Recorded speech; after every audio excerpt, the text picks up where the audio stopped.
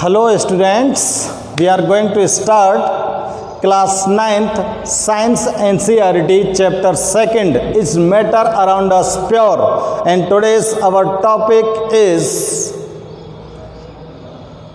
separation methods of mixtures. Different type के mixtures अपने around us present होते हैं और इन मिक्सचर्स को हम किस प्रकार से सेपरेट कर सकते हैं, because we know that all mixtures are not pure, but in science language what is the pure component? Pure component is that component which contain only one types of molecules. तो हम अच्छी तरह से जानते हैं कि साइंस के according purity क्या होती है कि जिसके अंदर केवल एक ही वन टाइप ही मॉलिक्यूल्स या एलिमेंट्स प्रेजेंट हो, वो प्योर होता है। और मिक्सचर्स जो होते हैं उन मिक्सचर्स के अंदर वन और टू टाइप्स के कंपोनेंट्स प्रेजेंट होते हैं। तो उन मिक्सचर्स को हम किस तरह से सेपरेट कर सकते हैं और उनके डिफरेंट टाइप के जो सेपरेशन मेथड हैं उनको हम यहाँ पर स्टडी करेंगे। फर्स्ट ऑफ ऑल हम यहाँ पर एक सेपरेशन मेथड को देखने जा रहे हैं और वो है सेंट्रीफ्यूज मेथड। क्या है? Centrifuge method. Centrifuge method. और देखो इस सेंट्रीफ्यूज मेथड्स के थ्रू हम क्या करते हैं, किस मिक्सचर को सेपरेट कर सकते हैं। तो इस मेथड का यूज कब किया जाता है? इस मेथड का यूज़ कब किया जाता है? तो इस मेथड का यूज़ करने का जो सिस्टम होता है वो कब होता है? When the solid particle in a liquid are very small. When solid particles in liquid are very small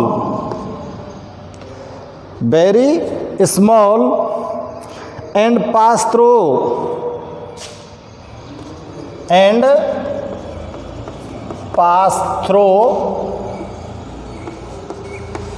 filter paper.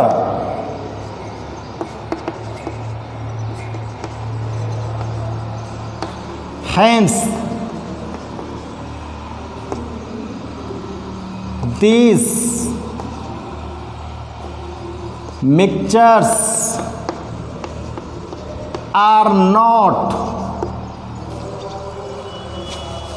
separated by filtration।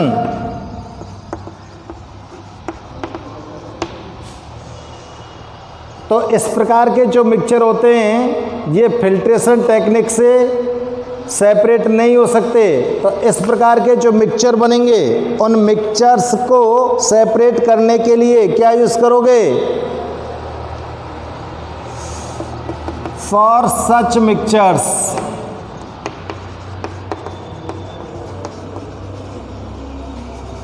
to separate centrifuge method is used। अब आपको पता लग गया कि सेंट्रीफ्यूज मेथड को कब use करोगे? जब आपके पास जो मिक्सचर है उस मिक्सचर के अंदर सॉलिड और लिक्विड सब्सटेंस प्रेजेंट है। दो कंपोनेंट है, एक सॉलिड कंपोनेंट है, एक लिक्विड कंपोनेंट। दोनों कंपोनेंट में से जो सॉलिड कंपोनेंट है वो सॉलिड की फॉर्म में है और वो कंपोनेंट के जो पार्टिकल्स है वो इतने स्मॉल हैं कि फिल्टर पेपर भी उनको नहीं रोक सकता। तो आप उसको फिल्ट्रेशन मेथड के थ्रू तो सेपरेट कर नहीं सकते। तो ऐसे मिक्सचर्स को सेपरेट करने के लिए हम सेंट्रीफ्यूज मेथड का यूज़ करते हैं। और इसका जो थ्योरी होता है, what is the theory of centrifuge method, इसकी थ्योरी नोट करते हैं। थ्योरी या फिर प्रिंसिपल नोट करते हैं। प्रिंसिपल ऑफ सेंट्रीफ्यूज मेथड, इसका एग्जाम्पल भी अभी लेंगे हम और इसकी क्या प्रिंसिपल हो सकता है इसका।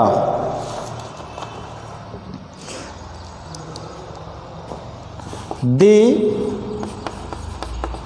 प्रिंसिपल इज दैट, इसका सिद्धांत है is that the denser particle are forced to the denser particles is forced to the denser particle is forced to the bottom and the lighter particle to the bottom and the lighter particles stay at the top.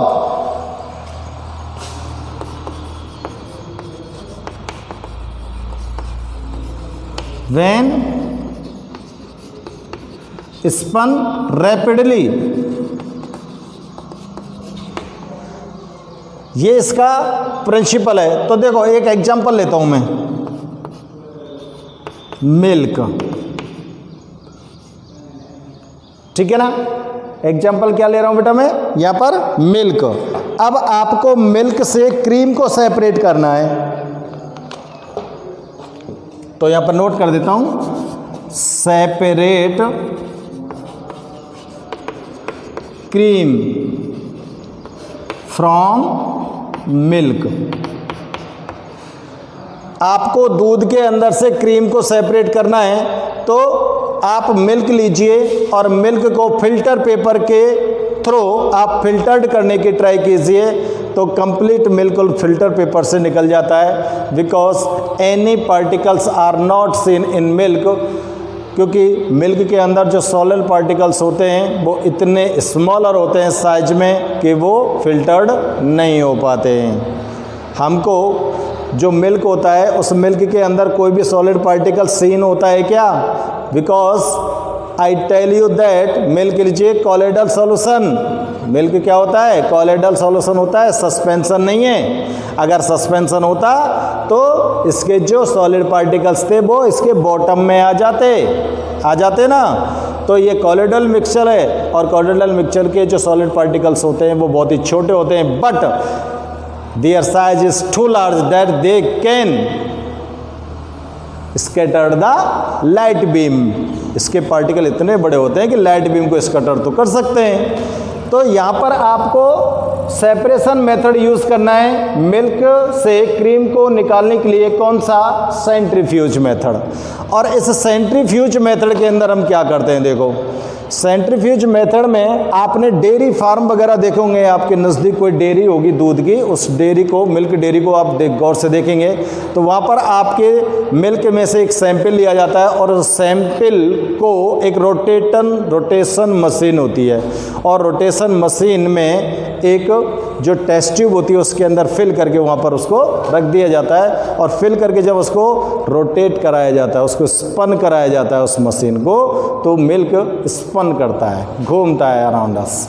और जब वो spun करता है तो spin करते करते करते करते जो सॉलिड पार्टिकल्स होते हैं वो तो कहाँ जाते हैं? बॉटम में आ जाते हैं, और जो लाइटर पार्टिकल्स होते हैं वो सरफेस पर फ्लो करते रह जाते हैं। ठीक है ना। तो यहाँ पर आप लोगों को ये चेक करना है कि सॉलिड पार्टिकल कौन है और लाइट पार्टिकल कौन है। किस तरह से आप मिल्क से क्रीम को सेपरेट कर रहे हो, तो आप लोग ध्यान से चेक करो कि जब क्रीम को सेपरेट करेंगे मिल्क से तो क्या हो रहा है। यहाँ पर जो टेक्निक है, इस टेक्निक में हम देखते हैं कि जो क्रीम होती है वो क्रीम मिल्क के ऊपर क्या करती है? फ्लो करने लग जाती है, और ऊपर से मिल्क के ऊपर वाला जो हिस्सा होता है वहाँ से उस क्रीम को सेपरेट कर लिया जाता है। मशीन होती है, उस मशीन के थ्रू इसको सेपरेट कर लिया जाता है। और आप लोग अपने होम्स के अंदर भी देखते होंगे, जो हमारी दूध चलाने वाली मथानी जो होती है, उस मथानी से भी हम उस कर्ड से, जो कर्ड होता है उस कर्ड से हम जो वाटर होता है, चीज़ बटर जो होता है उसको सेपरेट करते हैं, उसमें भी सेंट्रीफ्यूज मेथड का यूज़ करते हैं। उसमें क्या करते हो आप, उसके जो कर्ड होता है उसको एक ही जगह पर रखकर हम मशीन से उसको स्पीडली स्पिन करते हैं। स्पीडली जब स्पिन करते हैं तो लाइटर पार्टिकल्स जो होते हैं वो तो कहाँ जाते हैं, सरफेस पर आ जाते हैं, और हैवियर पार्टिकल कहाँ रह जाते हैं, नीचे। तो जो वाटर होता है वो लाइटर होता है, लाइटर होता है तो इसलिए वो निकल कर पूरे कर्ड के अंदर से निकल कर कहाँ जाता है, सरफेस पर आ जाता है, और सॉलिड पार्टिकल्स नीचे रह जाते हैं। ओके, तो इस तरह से आप लोग क्रीम को मिल्क से सेपरेट कर सकते हो। किस मेथड के द्वारा, सेंट्रीफ्यूज मेथड के थ्रू हम क्रीम को मिल्क से सेपरेट कर सकते हैं। अब देखो ये जो सेंट्रीफ्यूज मेथड है, इस सेंट्रीफ्यूज मेथड के क्या एप्लीकेशन हो सकते हैं, तो यहाँ पर मैं नोट कर रहा हूँ application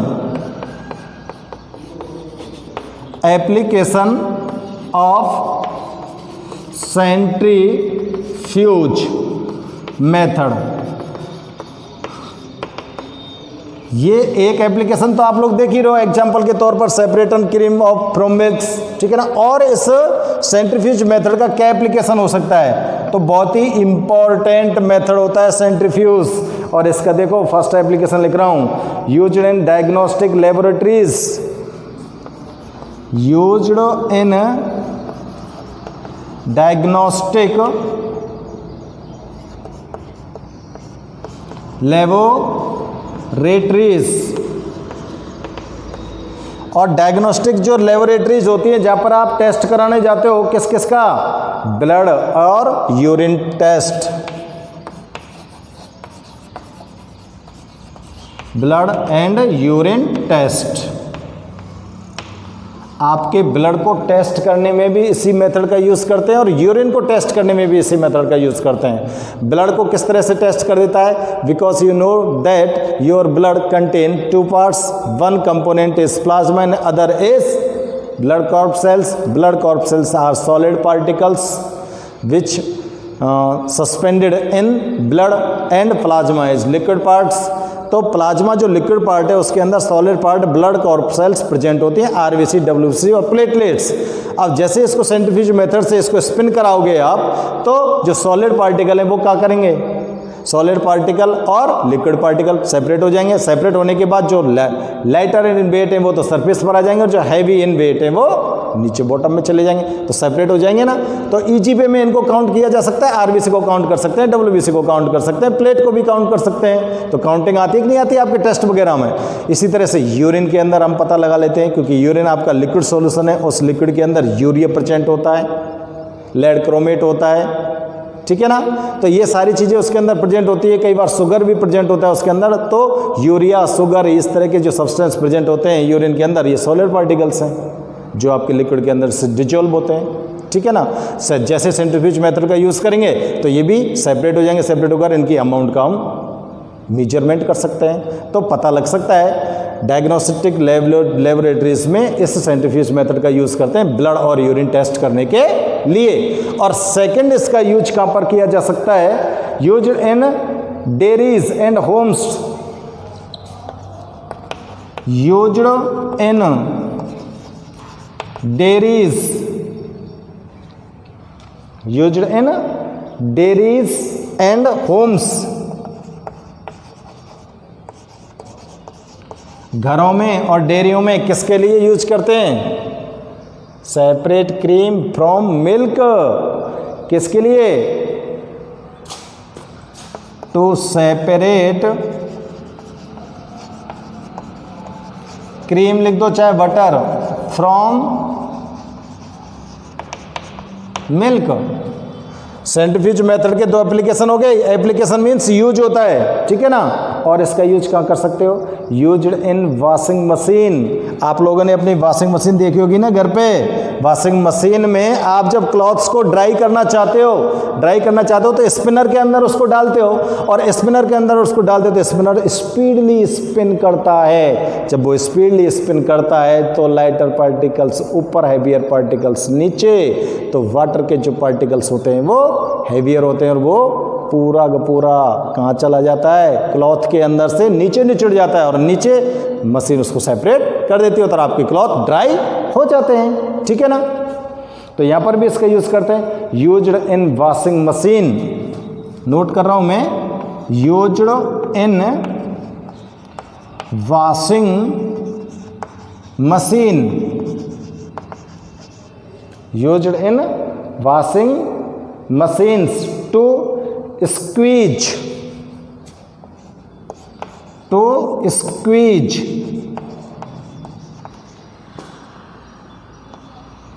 to squeeze out water from wet clothes,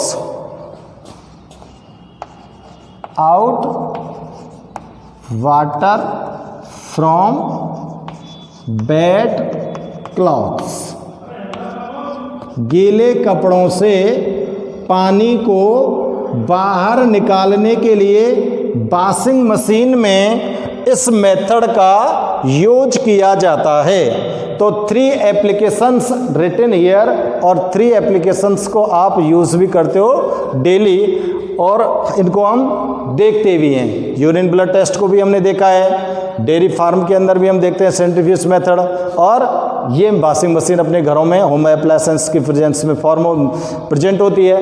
तो ये सेंट्रीफ्यूज मेथड है। ओके स्टूडेंट्स, सेंट्रीफ्यूज मेथड को आप इजी वे में यहाँ पर एक्सप्लेन कर सकते हो।